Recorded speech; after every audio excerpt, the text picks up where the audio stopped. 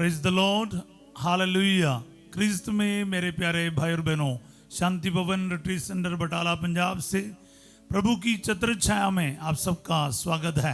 Hallelujah. सबको यीशु की प्रिय भाई और बहनों, धन्यवाद के साथ, आभार के साथ हम प्रभु की उपस्थिति में आए। प्रभु आज आपके जीवन में चिन्ह तथा चमत्कार प्रकट करे। आमीन। कल हमारे लिए काफ़ी महत्वपूर्ण दिन रहा है और बिशप स्वामी आए और बहुत सारे आप लोग मिलकर आए तो बहुत अच्छा लगा। और यहाँ पर पवित्र साक्रमन को टबरनाकल में रखा गया और चैपल का ब्लेसिंग हुआ है और काफ़ी सारे बरकत आशीष हमें प्राप्त हुआ है। प्रभु का धन्यवाद करें। साथ ही साथ हम प्रार्थना करें एक दूसरे के लिए। दुनिया के कोने कोने से, भारत के अलग अलग प्रांतों से जुड़ने वाले प्रत्येक भाई बहनों के लिए मैं इस वक्त प्रार्थना करता हूं कि स्वर्ग का पिता, स्वर्ग का ईश्वर आज आप सबके जीवन में महान कार्य करे। जो भी बीमार है, दुखी है, उनके जीवन में प्रभु चंगाई की कृपा बरसाएं।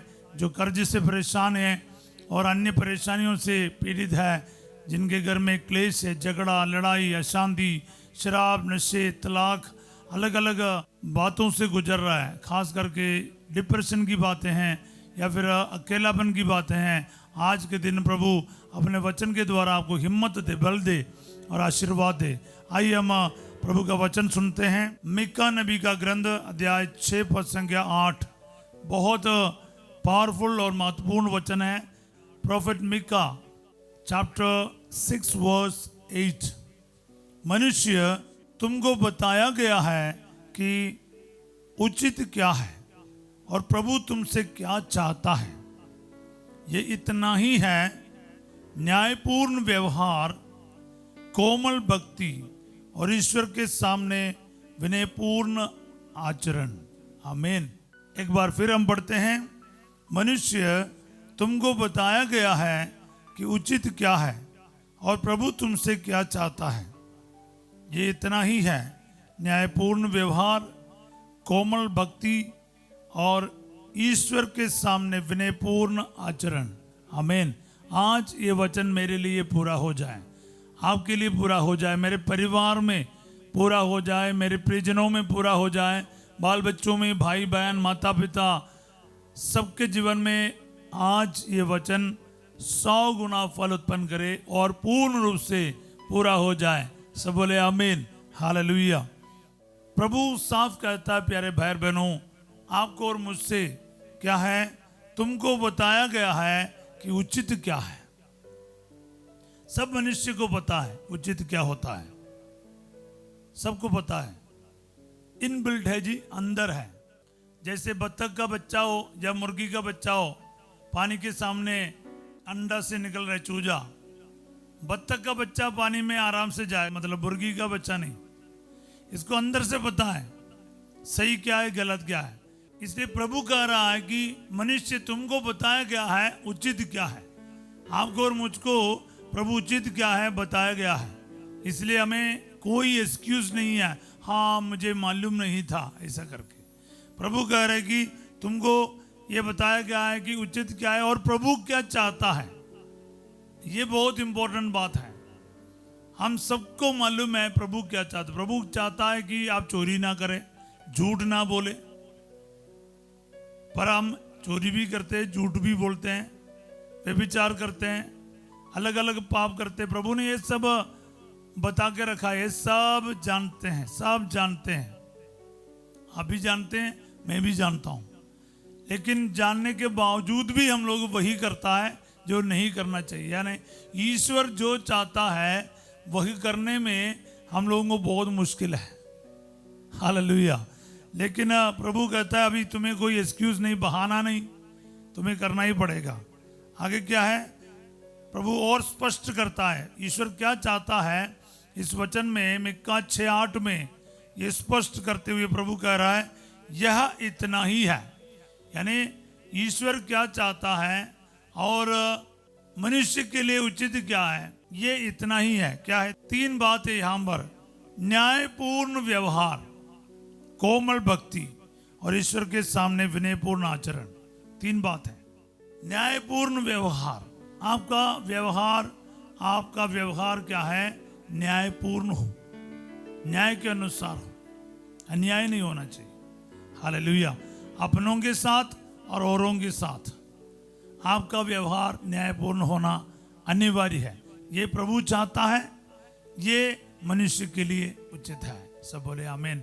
आज ये वचन मेरे परिवार में पूरा हो जाए, मेरे बच्चों में पूरा हो जाए, मेरे हस्बैंड में, मेरे वाइफ में पूरा हो जाए, ताकि सभी न्यायपूर्ण व्यवहार करें। कभी कभार हमको लगता है कि मेरा पति मेरे साथ न्याय नहीं करता, पत्नी मेरे साथ न्याय नहीं करता, माता पिता बच्चों के साथ अन्याय करता है, बच्चे माँ बाप के साथ अन्याय करता है। ये परिवार से शुरू है। तो इसलिए हमें इस वचन को परिवार में ही प्रैक्टिस करना है, एक दूसरों के साथ, पड़ोसी के साथ, रिश्तेदारों के साथ, साथ काम करने वालों के साथ। न्याय बहुत जरूरी है, न्याय बहुत जरूरी है। अन्याय नहीं करना चाहिए। हालेलुया। तो मेरे द्वारा किसी को कोई मुसीबत नहीं आना चाहिए। मेरे व्यवहार, मेरी बोली हो, मेरा उठना बैठना किसी को उसके हक से रोकना नहीं चाहिए। बोले आमीन। हालेलुया। मतलब मेरा और आपका व्यवहार जो है वो न्यायपूर्ण होना चाहिए, न्याय भरा हुआ, अन्याय नहीं।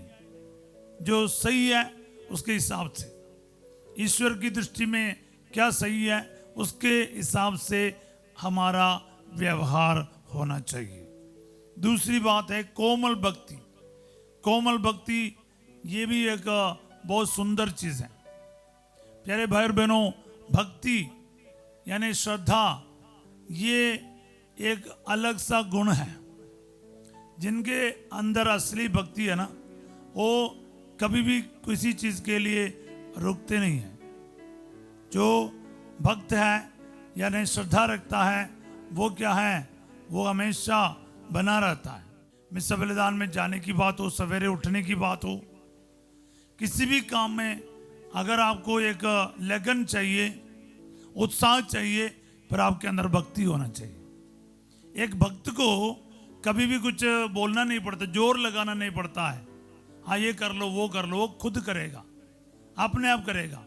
भक्ति रखने वाला कभी भी आलसीपन नहीं करता है, लेजी नहीं होता है, वो उत्साही रहता है। उसको कोई भी बोलना नहीं पड़ता, तुम ये कर लो, तुम वो कर लो, तुम्हें ये करना चाहिए।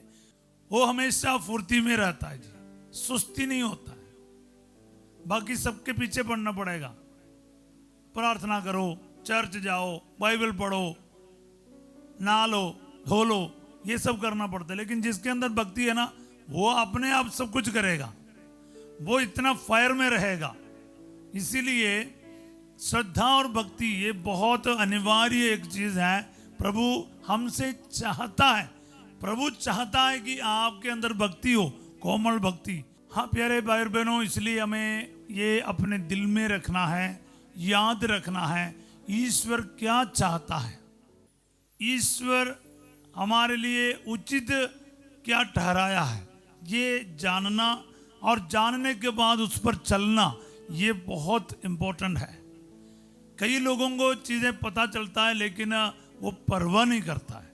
आज आपको और मुझे ये पता चला कि मनुष्य के लिए उचित क्या है और ईश्वर क्या चाहता है। वो है न्यायपूर्ण व्यवहार और कोमल भक्ति। और तीसरा है ईश्वर के सामने विनयपूर्ण आचरण। ये तीसरा बड़ी अति महत्वपूर्ण है। ईश्वर के सामने विनयपूर्ण आचरण। प्यारे भाई और बहनों, विनय, विनम्रता, नम्रता, दीनता, ये बहुत बहुत जरूरी चीज है। बोले आमीन। Humility is the mother of all virtues. अक्सर हम ये कहा करता है, यानी ह्यूमिलिटी यानी विनम्रता सभी वरदानों के माँ है, यानी जिससे सब कुछ निकलता है। सो विनम्रता के बिना बाकी गुण हमारे अंदर नहीं रहेगा।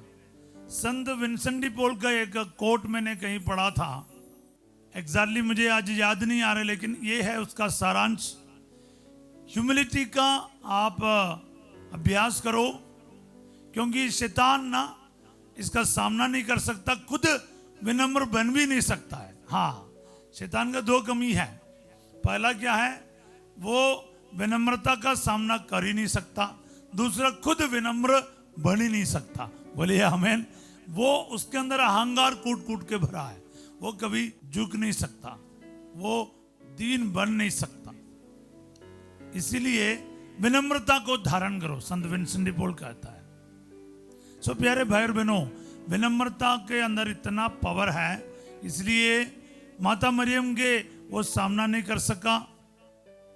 और मूसा के बारे में ये बताया गया कि वो उस जमाने का सबसे विनम्र इंसान था। प्यारे भाई और बहनों, विनम्रता के बिना ईश्वर से कोई वरदान प्राप्त नहीं कर पाएगा। संत जोसेफ विनम्रता का बड़ा उदाहरण रहा है, क्योंकि विनम्र इंसान दूसरों की बात आराम से मान लेगा। आज्ञा पालन करने में विनम्रता बहुत जरूरी है। कहना मानना है तो विनम्रता चाहिए, नहीं तो बोलेगा क्यों करना, क्यों जाना, क्यों, कैसे, क्या। अगर आपके अंदर सवाल है ना, मतलब आपके अंदर ह्यूमिलिटी नहीं है। बिना सवाल से काम करना सीखना है। विनम्रता का मतलब यही है। सवाल करेगा तो जकरिया के जैसा गूंगा बनेगा, क्योंकि प्रभु नहीं चाहता सवाल करे, क्योंकि प्रभु ओबीडियंस, आज्ञा पालन चाहते हैं। इसका मतलब नहीं कि आप कुछ बोल नहीं सकता, बोल सकता है, लेकिन सवाल नहीं। क्यों क्यों, क्योंकि प्रभु जानता है ना क्या करना या नहीं करना है। मछली पकड़ने के लिए जाल डालो, क्यों, सवाल नहीं जी। मटकों में पानी भर दो, कोई सवाल नहीं जी। पत्थर हटाओ, कोई सवाल नहीं जी। आप कर लो, आप महिमा देखोगे। जब प्रभु कहता है ये रोटियों को बांटो, फिर वो सवाल नहीं है, क्योंकि उस वचन के पीछे स्वयं यीशु है, याद रखिएगा। इसलिए ये तीनों गुण आपको और मेरे को आज जरूरी चाहिए। आपके और मेरे जीवन में इसका पालन होना, प्रैक्टिस होना बहुत जरूरी है। तो आइए प्यारे भाई और बहनों, हम इस वक्त प्रार्थना करें प्रभु से। प्रभु जी, आज ये वचन मेरे जीवन में पूरा हो जाए, मेरे परिवार में पूरा हो जाए, मेरे बेटे में पूरा हो जाए। क्या है, सबके अंदर क्या क्या होगा? न्यायपूर्ण व्यवहार, कोमल भक्ति और ईश्वर के सामने विनयपूर्ण आचरण। ये तीनों चीज मेरे पति में हो जाए, मेरे बेटे में हो जाए, मेरी बेटी में हो जाए। लिखते जाइए प्यारे भाई बहनों, बार बार लिखते जाइए, इसको रिसीव करो। मेरे परिवार में ये तीनों चीज सदा बना रहे, न्यायपूर्ण व्यवहार, कोमल भक्ति और विनयपूर्ण आचरण ईश्वर के सामने। तो विनम्रता चाहिए, भक्ति चाहिए और न्याय चाहिए। ये प्रभु चाहता हर किसी से।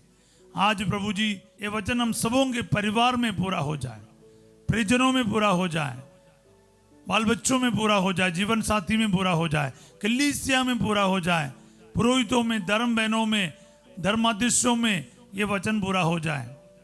विनम्रता के साथ, संपूर्ण भक्ति के साथ, पूरे विश्वास और न्याय के साथ जीवन व्यतीत कर सके। दुआएं मांगते हैं तेरे अति पवित्र नाम के द्वारा, आमीन। प्रभु आप लोगों के साथ हो।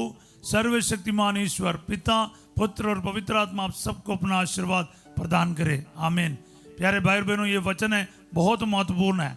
इसको बराबर पढ़ के इस पर मनन कीजिएगा और इसको इस्तेमाल कीजिए, अपने लिए रिसीव करो। सबसे पहले ये बात है, मेरे जीवन में वचन पूरा हो जाए, आपको मालूम करना है। इस बात पर मनन करिए और दूसरों के साथ जरूर शेयर कीजिएगा। आज रात 8 बजे संध्या का आशीर्वाद प्रार्थना में पास्टर जी आपके साथ होंगे और कल सवेरे 5:30 बजे प्रभु की छत्र छाया में हम फिर मिलेंगे। तब तक इस वचन को बार बार बोलकर शेयर करके इस्तेमाल कीजिएगा। आप इसको लाइक करना और सब्सक्राइब करना भी ना भूलिएगा। आप सबों को एक अच्छा दिन का कामना करता हूँ।